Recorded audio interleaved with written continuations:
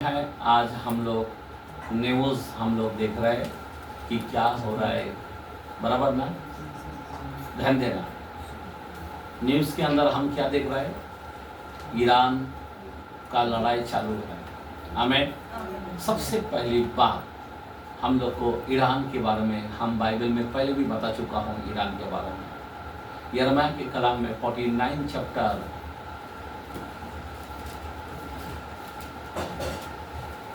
35 से आखिरी तक जरा कलाम को देखते हैं। आज मैं थोड़ा कलाम से ज्यादा बात करना चाहता हूँ। सेनाओं का यहोवा ये कहता है मैं एलाम के धनुष को एलाम यानी ईरान। आमीन। एलाम के धनुष, एलाम का धनुष क्या है? जो उनके एक मिनट। एलाम के धनुष मतलब ईरान के धनुष क्या है? जो बड़ा परमाणु बम, समझे बात? जो वो बना रहा था, समझा? उस धनुष को क्या करूंगा? मैं नाश करूंगा। आगे बढ़ो। उनके पराक्रम का मुख्य कारण है, उसका पराक्रम का मुख्य कारण वही है, उसके धनुष। हाँ, आगे। और मैं आकाश के चारों ओर से वायु बहाकर, आकाश के चारों वायु बहाकर, चारों वायु मतलब क्या है? डोम छोड़कर, बराबर क्या करूंगा?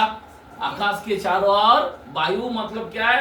डोम छोड़कर उन्हें चारों दिशाओं की और यहाँ तक चारे दिशाओं की और यहाँ तक की तितर बितर करूंगा। आज ईरान का हाल वही हुआ, समझे बात? आगे बढ़ो। कि ऐसी कोई जाति न रहेगी जिसमें एलामी भागते हुए न आए। समझा बात? इलामी मतलब ईरान के लोग सब भागते हुए ना आए। आगे। मैं एलाम को उनके शत्रुओं, मैं इलाम के उनके शत्रुओं और उनके प्राण के खोजियों के सामने स्मित करूंगा। बस छोड़ दो। यहाँ पे क्या करूंगा? मैं उसको पूरा रोला डालूंगा, बराबर ना? तीतर भीतर कर दूंगा। अभी ये भविष्यवाणी कि कभी का है, 3000 साल की पहले की बातें हैं, जो बाइबल के अंदर सब बातें लिखा गया। आमीन। समझा बात मेरा कहने का? पर आज मैं आपको भेद की बातें बताना चाहता हूँ। आज मैं कभी से बोलता हूँ कि इजराइल के लिए प्रार्थना करो। कितने लोग प्रार्थना करते हैं इजराइल के लिए? वैसे उनके लिए हम ताली मारते हैं। हालेलुया। क्यों? इजराइल का परमेश्वर कौन है? इजराइल कौन है? आमीन। इजराइल का खुदा हमारा खुदा है, बराबर? मूसा को कहता है, मूसा मैं अब्राहम, इसहाक, याकूब का खुदा हूं। आमीन। किसका खुदा हूं? अब्राहम, इसहाक, याकूब मतलब इजराइल का। याकूब मतलब इजराइल। आमीन। उसका नाम इजराइल रखा गया। हालेलुया। तो इजराइल का परमेश्वर, बराबर ना? आप आज कोई भी इजराइल बोलो तो सबको चुप जाता है, लेकिन जो अब्राहम को आशीष दे वो आशीष पाएगा, जो अब्राहम को कसेगा उसको श्राप मिलेगा। आमीन। और सारे देश, यहाँ पे बाइबल के अंदर मैंने 21 विपत्ति बोला है और 21 देश मालूम है जो टोटल खिलाफ है। आमीन। समझे बात? पूरा कंट्री आप देखने को गया, समझे बात? ये लोग सब क्या करेगा? पूरा उसका विरोध में जाएगा। अभी ध्यान देना, ये इजराइल जो है, अभी इसका जो भविष्यवाणी है बाइबल के अंदर लिखा है, इजराइल का परमेश्वर। आज सारे इस्लाम कंट्री इजराइल को क्या सोचता है? काफिर जानता है। अब वही सब कुछ देता है, पानी देता है, लैब, यहाँ तक हर चीज सुविधा देता है। आमीन। आज डॉक्टर का, सुई का, हर चीज का सब अनुभव सब उसका ओर से मिला है। इजराइल से सब शुरू हुआ है, बराबर? लेकिन आज उसी के विरोध में सब खड़े हैं। आज इस्लाम देश, मैं आपको बता रहा हूं, नहीं, सब उसका विरोध है। अगर उसका कुरान पढ़ने को जाएगा, वहां पे लिखा है बनी इजराइल। क्या लिखा है? वहां पे ईरान का नाम नहीं दिया गया कुरान में। हेलो, वहां पे तुर्की का नाम नहीं दिया गया कुरान के अंदर। वहां पे लिखा है बनी इजराइल। 44 बार लिखा गया कुरान के अंदर। कितना बार? 44 बार, फिर भी उसके खिलाफ है। आप सोच सकते हो, आज बनी इज़राइल करके इतने बार लिखा गया कुरान के अंदर, और फिर भी इज़राइल का विरोध में है। आज मैं आपको बताना चाहता हूं इज़राइल के विरोध में जाने वाला का हाल क्या होगा। पर इज़राइल को ये लोग सब घेरने वाला है। कौन घेरेगा, मैं सारे बात आज आपके सामने मैं रखना चाहता हूं। आमीन। थोड़ा समय गया, पर आज मैं पूरा वचन के द्वारे से मैं आपको बताना चाहता हूं। आमीन। अगर हम थोड़े लोग हैं कोई बात नहीं है, थोड़े लोग, अंत के समय थोड़े लोग आएगा, चुना हुआ लोग आएगा। आमीन। बाकी लोग सब काम धंधे है, लेकिन ये दिन को भूल जाते हैं। आज पवित्र दिन है, आपको वचन सुनना चाहिए। आमीन। सबसे पहली बात, हम इज़राइल के बारे में भविष्यवाणी जो इज़राइल के बारे में कहा गया उसके बारे में हम जानेंगे। सबसे पहली बात, हम मत्ती के कलाम में और उसका 24 का 15 वचन हम पढ़ते हैं। मत्ती 24 का 15 वचन। हाँ, क्या लिखा है? इसीलिए जब तुम उस उजड़ने वाली घृणित वस्तुओं को, जब तुम उजाड़ने वाले घृणित वस्तुओं को, उजाड़ने वाले जिसकी चर्चा दानियेल भविष्यद्वक्ता के द्वारा हुई थी। अभी यीशु मसीह यहाँ पे बोल रहा किसके द्वारा हुआ था? दानियेल भविष्यद्वक्ता के द्वारा हुआ था। हाँ, आगे। पवित्र स्थान में खड़ी हुई देखो, पवित्र स्थान में खड़ी हुई देखो, जो पढ़े वो समझे, जो पढ़े वो समझे। आमीन। अब उसके नीचे थोड़ा सा पढ़ो। तब जो यहूदिया में जब वो पहाड़ों पर भाग जाए, समझे बाप? जो यहूदी में है वो पहाड़ों में भाग जाए, जो छत पर हो वह अपने घर में से सामान लेने को न उतरे, और जो खेत में हो वह अपना कपड़ा लेने को पीछे न लौटे। आमीन। हेलो, समझ में आ रहा बात? आज का पोजीशन इज़राइल का वही है, जिधर है उधर ही रहो बोलता। वो एक तो वहां से भाग जाओ तो भाग जाओ, घर के बाहर मत जाना। बराबर ना? आज क्या देख रहे हैं हम? व्यवस्था के कलाम पूरा होते हुए अभी यहाँ पे यीशु मसीह क्या बोलता है? उजरे हुए। क्या उजड़ रहा है? इज़राइल को उजाड़ने वाला है। समझ में आ रहा बात? ये 21 देश जो है ये उजाड़ने वाला। अभी उजाड़ने वाला घृणित वस्तु क्या है? मैं बहुत दिन से पढ़ रहा था कि खुदा इस वचन का अर्थ मुझे बता, मुझे समझ नहीं आ रहा, पर ये घृणित वस्तु क्या है? मेरे को थोड़ा भी समझ नहीं आ पा रहा कि ये घृणित चीज क्या हो सकता है। हम तो जानते हैं पहले भी उस चर्च को तोड़ा, मंदिर को तोड़ा, यहाँ तक कि शोर कभी बोले हुआ, मैं नहीं 2 बार तोड़ा गया, बराबर। लेकिन तीसरी बार उस मंदिर बनने से पहले हमारा रप्चर है। पर मेरा बोलने की मतलब है अभी घृणित वस्तु क्या है? आमीन। हालेलुया। जो दानियेल के द्वारा, दानियेल का नाम लिया गया। यीशु मसीह नवा करार में किसका नाम ले रहा है? दानियेल। अभी यहाँ पे मैं हाथ रखो, ये एक भविष्यवाणी यीशु मसीह का है, बराबर ना? अभी यहाँ पे यीशु मसीह एक कलाम के द्वारे से बोलता घृणित वस्तु जब उजाड़ते हुए देखोगे और घृणित वस्तु आएगा, तब तुम जो पढ़ेगा वो जान पाएगा। अभी पढ़ना है और जानना है। आमीन। कोई लोग नहीं पढ़ता, वो जान नहीं पाता है, बराबर है क्या नहीं? अभी हमको देखना है क्या दानियेल ने बोला। सबसे पहली बात 9:27 के अंदर दानियेल, अभी मैं एक नवा करार बताऊं, एक जूना करार बताता हूं। आमीन। हालेलुया। हाँ, दानियेल 9 का 27 वचन देखते हैं। घृणित वस्तु क्या है? वो प्रधान एक सप्ताह के लिए बहुतों के संग दूर वाचा बांधेगा। देखो, बहुतों के संग क्या करेगा? दूर वाचा बांधेगा। हाँ, परंतु आधे ही सप्ताह में बीतने पर हाँ वह मेल बलि और अन्न बलि को बंद करेगा। समझे बात? बहुत कुछ होने वाला है। हाँ, आगे बढ़ो। और कंगूरे पर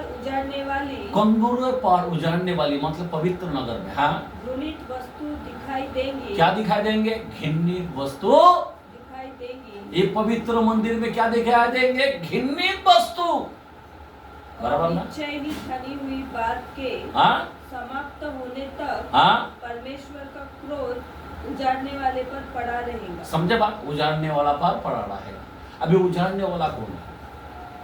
आज जो आप देख रहे हैं जीत रहा है, पर एक समय उसका उजाड़ होने वाला है। किसका? किसका उजाड़ने वाला है? ये सारा देश मिलकर उसको उजाड़ेगा। समझे बात? इसराइल को। इसराइल अकेला लड़ नहीं पाएगा, बहुत मुश्किल हो जाएगा, पर लेकिन खुदा उसके साथ है।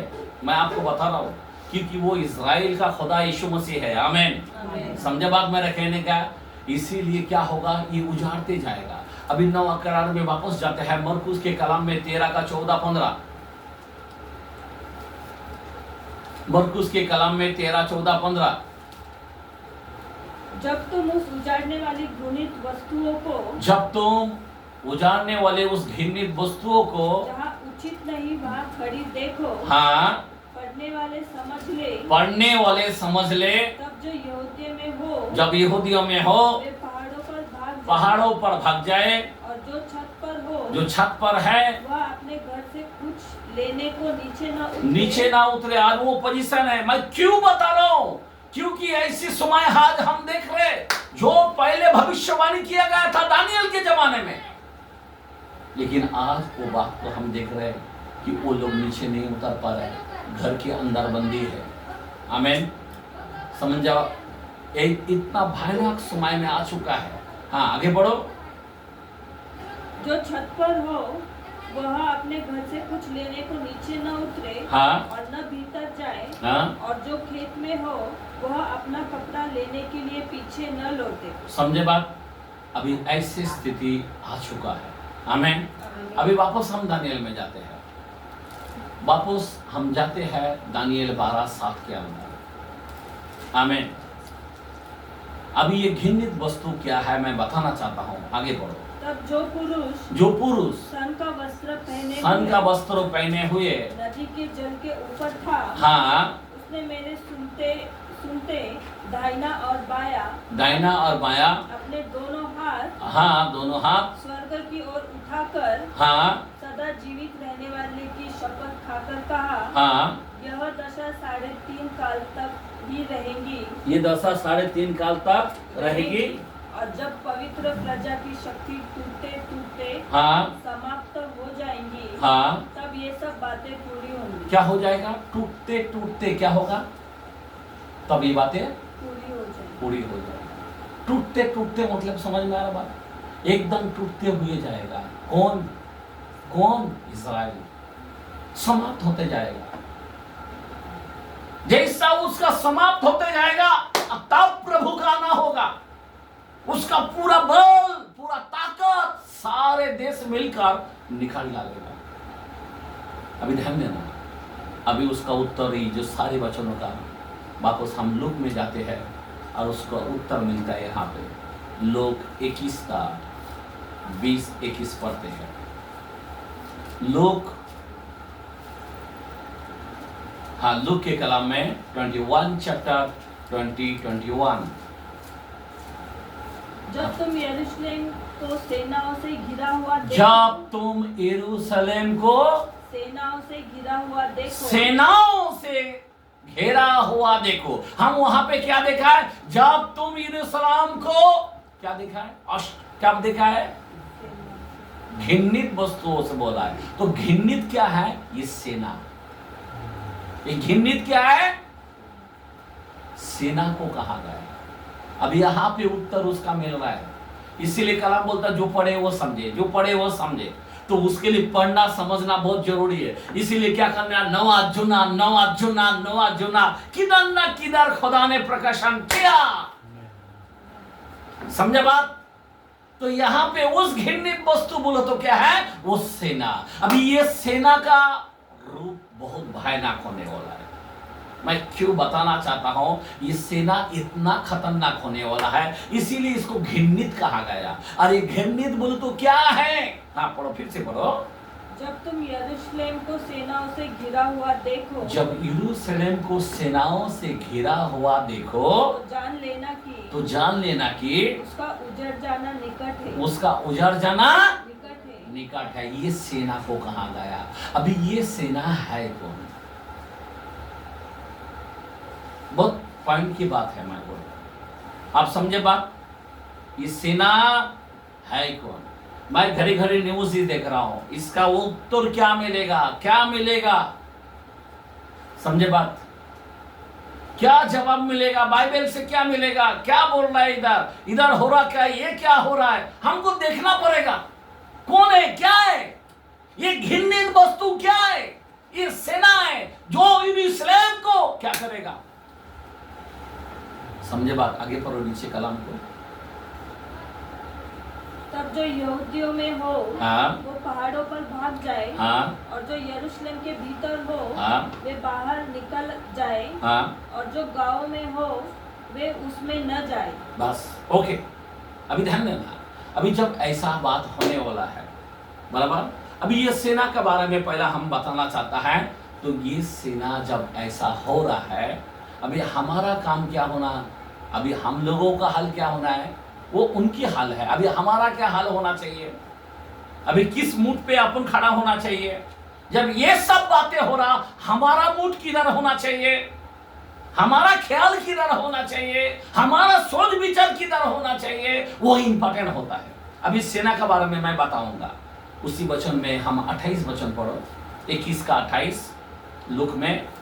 जब ये बातें होने लगे, जब ये बातें होने लगे, तो सीधे होकर, क्या होकर?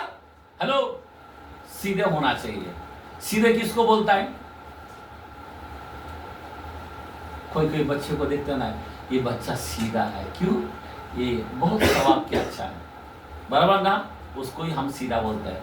इसके मुंह से छल नहीं, बहुत प्यारा है, बहुत क्विट है, हम बोलते हैं ना। हेलो, इसका कोई झगड़ा नहीं करता, गंदे बात नहीं बोलता, स्वभाव में इतना इनके अंदर प्योरिटी दिखता है।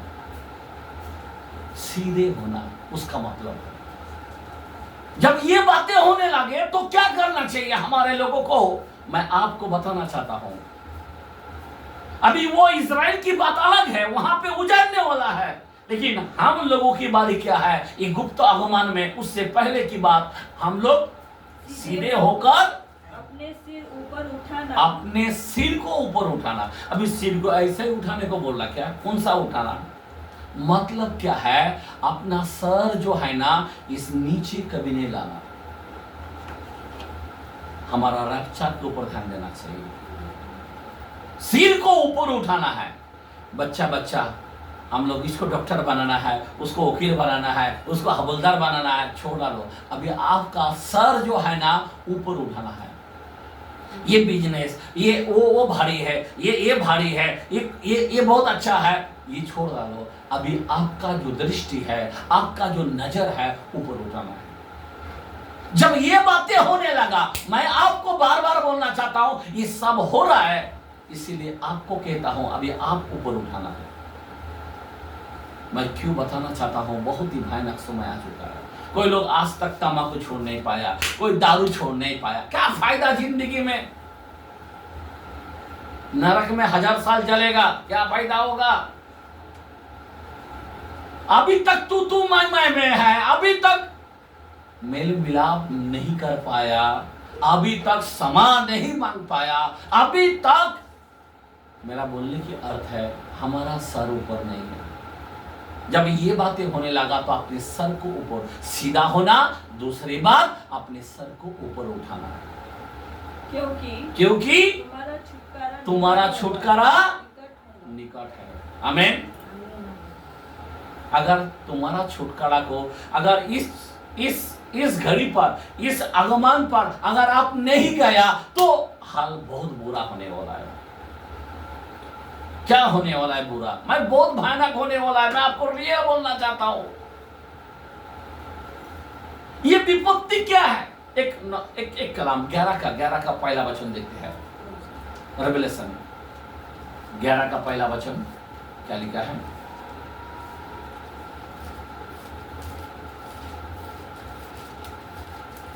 पगड़ी का रेवलेशन।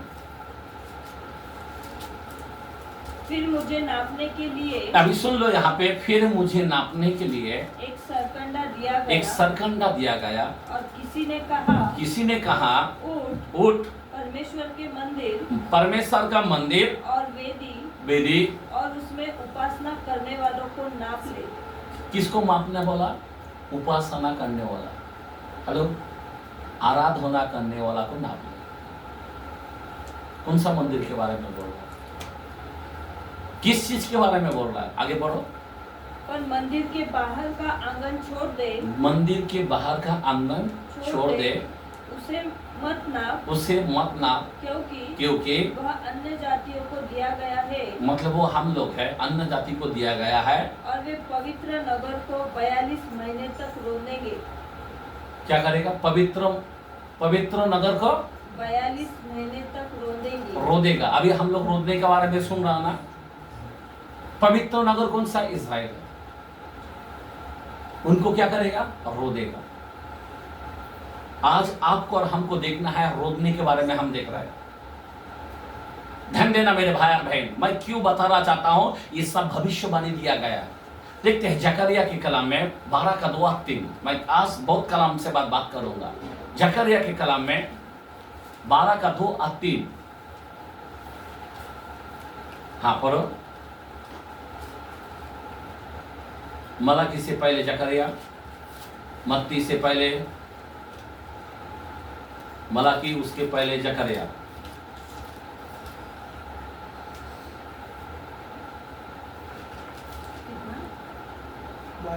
बारह का 2-3। देखो मैं यरूशलेम को चारों ओर की सब जातियों के लिए लड़खड़ा देने के मद का कटोरा ठहरा दूंगा। लड़खड़ा देने के मद का कटोरा ठहरा दूंगा। मतलब सब मत की तरह है, वो सब लड़खड़ा देगा इजराइल के बारे में। मैं बताना चाहता हूं, आज पूरा दुनिया पागल है इजराइल के बारे में। हर एक के मुंह में इजराइल का नाम आएगा। क्या कर रहा है इजराइल? आगे पढ़ो कलाम। और जब यरूशलेम घेर लिया जाएगा, क्या करेगा? यरूशलेम को घेर लिया जाएगा। तब यहूदा की दशा भी, तब यहूदा का दशा भी ऐसी ही होगी। उस समय पृथ्वी की सारी जातियां यरूशलेम के विरुद्ध इकट्ठी होंगी। क्या करेगा? यरूशलेम के आज ट्रम्प है, आ रहा है वापस आज, लेकिन यहाँ पे कलाम बोलता सारे जातियों क्या करेगा? आमेन आमेन। यहाँ पे उसके विरुद्ध में जाएगा। आगे पढ़ो। तब मैं उसको इतना भारी पत्थर बनाऊंगा। तब उसको मैं भारी पत्थर बनाऊंगा। खुदा बोलता मैं उसको ऐसा स्ट्रॉन्ग बनाऊंगा। किसको? इस्राएल को। जो उसको उठाएगा वो बहुत ही घायल हो जाएगा। उसको कोई हाथ लगेगा वो उसको घायल कर डालेगा। इस्राएल के अंदर आज हम यही देख रहे हैं। आज भविष्यवाणी पूरा हो रहा है। आज जिसने भी उसके तरफ हाथ उठाया, इस्राएल ने उसको नाश कर दिया। गाजा को नाश किया, हमास को नाश किया, हिंदू को किया, हर एक को जगह जगह में। बता रहा, समझे बात? ये कलाम पूरा हो रहा है। भारी कर दिया क्योंकि परमेश्वर की ओर से हो रहा है। समझे बात? ये शैतान का क्या प्लान था? नहीं, परमाणु बम उठाकर इस्राएल को डाल दे और इस्राएल यहूदी दिखना नहीं मानता। और हमारा खुदा इस्राएल का परमेश्वर है। वो कभी नहीं चाहता कि इस्राएल को कोई खत्म करे। आमीन। समझा बात? और इसी तरह से इस्राएल कभी खत्म नहीं होगा। हाँ, यहाँ पे उसको रो देगा जरूर। आज हम देख रहे हैं तेल अवीव के अंदर वहां पे बम गिर रहा, रो देगा जरूर, लेकिन खत्म नहीं कर पाएगा। मैं आपको बताना चाहता हूं बहुत ही खतरनाक होने वाला है। अभी इसको, ये जो सेना जो है ये जो घृणित वस्तु है, मैं थोड़ा आपको बताना चाहता हूं, इसका नाम को जरा जानेंगे। 38 एजिकल के कलाम में जाते हैं, हम एक से पढ़ते हैं। अभी यहां पे मागोग बोल के नाम है। क्या नाम है? मागोग। मागोग मतलब क्या है? सारे देश का एक क्या बनेगा? हर देश के लोगों को मागोग कहा गया है, जो एक यूनिटी बनाएगा। वो लोग, समझे बात? क्या बनाएगा?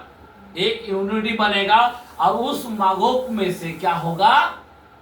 एक व्यक्ति सरदार बनेगा, मुखिया बनेगा, उसका नाम गोग कहा गया। अभी वो गोग कौन बनता है, ये हमें अभी तक मालूम नहीं है। क्या वहां पे रसिया बनता है, क्या ईरान बनता है, कौन बनेगा गोग, ये नहीं मालूम। लेकिन कलाम यहाँ पे कहता है मागोग के देश का गोग, मागोग का देश का गोग। समझे बात? मतलब मागोग एक देश है, और उस देश का एक गोग बनेगा, और वो गोग क्या करेगा? इन पर चढ़ाई करेगा। आमीन।